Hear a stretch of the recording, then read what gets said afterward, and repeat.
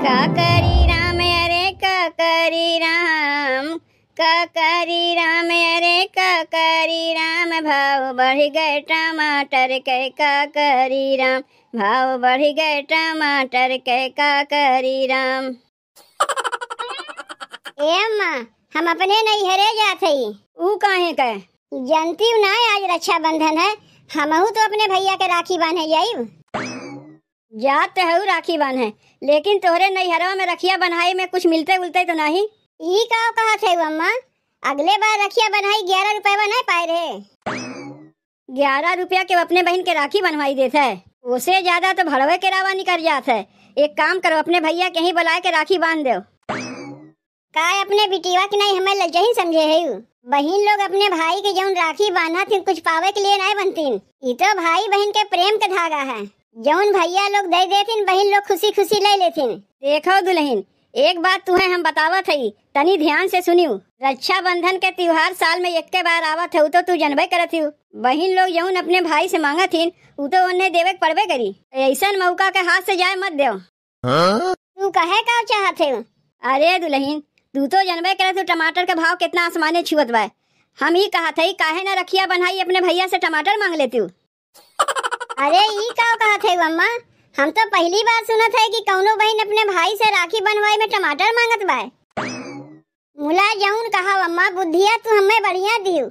जात है अब की बार अपने भैया से राखी बनवाई में 5 किलो टमाटर मांगी। अब जाई अम्मा, अपने भैया के रखिया बांधी आई। काहे नहीं जाइबू, लेकिन जात है खाली हाथे न आयु, टमाटर लेके आयु। मुला ज्यादा देरी वहाँ न रुकियो, खा पी लियो। जैसे तार भैया तुम्हें टमाटरवा दई है लेके चली आयु। जाना था बहनी, टमाटर इतना महंग हो गया कि खाए नहीं पावत है, पैसों नहीं बा उतना काव खाइब। अब ये पतोहिया राखी बांधे जात बा, राखी बनवाई में टमाटर पाई लेके आई, कुछ दिन तो खाए मिली।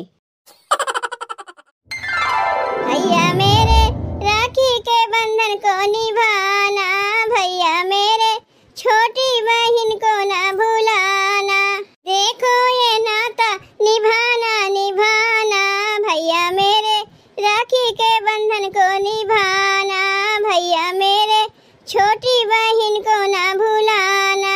अब हम हाली हाली चली, वहाँ हमारे भैया गोरत हुई हैं। बुढ़ावा मलाई खाए बुढ़िया खाए लापसी, बुढ़ावा मलाई खाए बुढ़िया खाए लापसी, क्यों केहू से काम नहीं पतोहिया पिए पेपसी, क्यों केहू से काम नहीं पतोहिया पिए पेपसी, बुढ़ावा मलाई खाए बुढ़िया खाए लापसी। का रे दुल्हनिया, आज रक्षाबंधन है, हमार बिट्टी ना आया बहन तक। अम्मा चिंता काहे तू करत है? बहनी लोटत पोटत उते हुई है। और त्योहारवा भले बहनी भुला जाए, लेकिन रक्षाबंधन का त्योहार बहनी नहीं भुला सकती। काहे कि बहनी बढ़िया से जानथिन कि आज उनके लेवे वाला दिन है। ए बनवारी, बनवारी तनी है आओ तेरे। का माई काहे बुलाए है?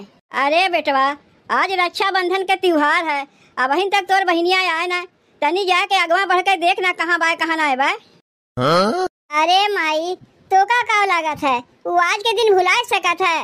वह तो हमहू अम्मा से कहा थे, बहनी औरत त्योहारवा में आवे या ना आवे, एहमे तू अइबे करी है। जाके देख के आओ ना बनवारी, बहन तक काहे ना आए हमारी बिट्टी। अरे माई, बिना मतलब के अपने गोड़वा काहे हम कुल्हाड़ी मारे जाई? ओका आवे खोई थे आई, ना आवे खोई थे ना आई।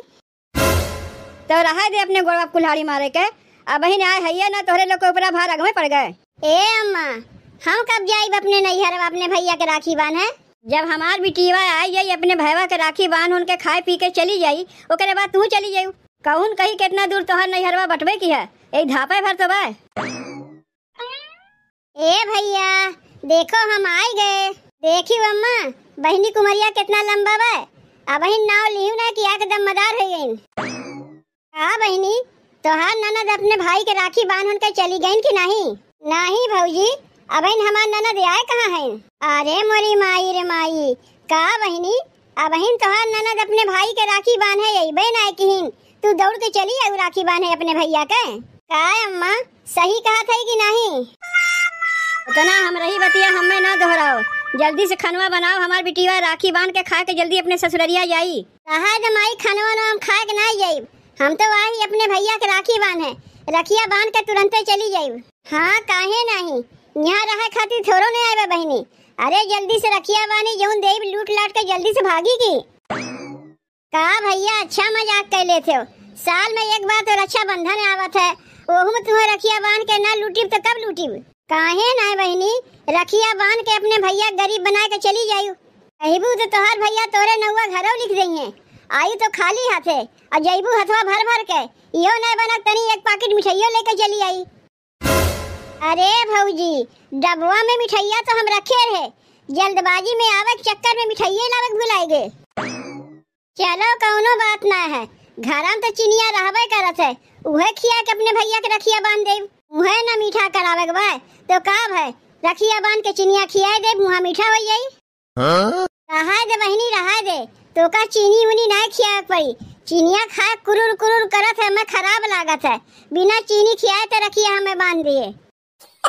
बताओ बहनी, ते राखी बन्हौनी का लेबे?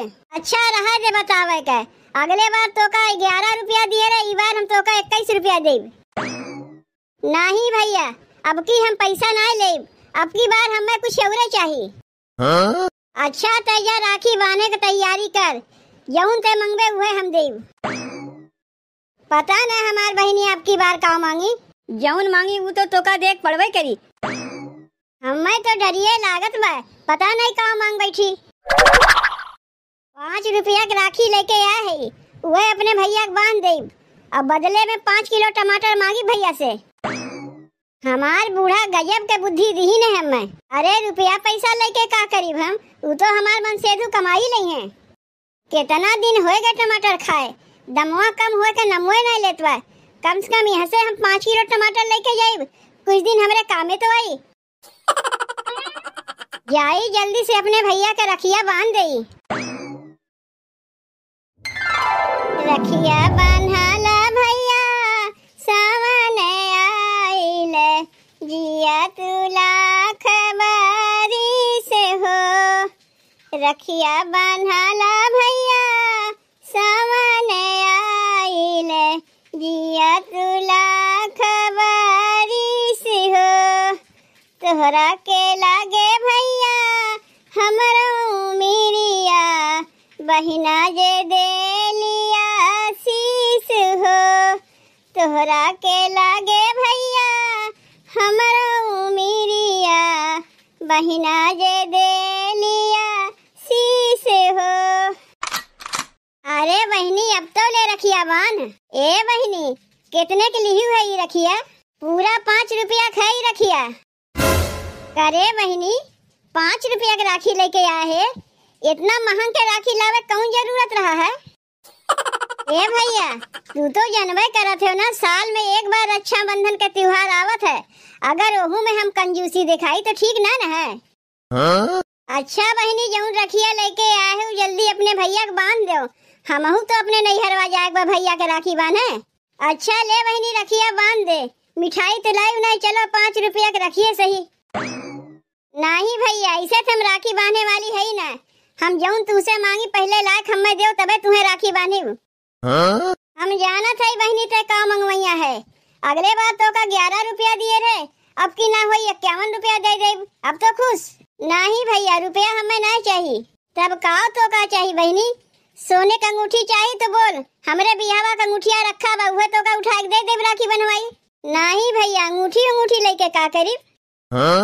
ना मांगी सोना चांदी, ना मांगी हीरा मोती, ई हमरे कमन काम के। ना मांगी घोड़ा गाड़ी, ना मांगी बंगला बाड़ी, ई तो है बस नाम के।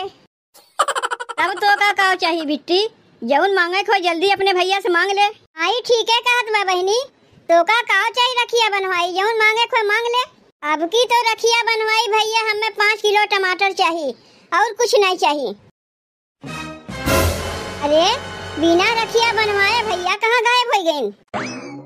बहनी ऐसा चीज तू मांगी बैठू अपने भैया से कि बिना रखिया बनवाए तो हर भैया भाग गए।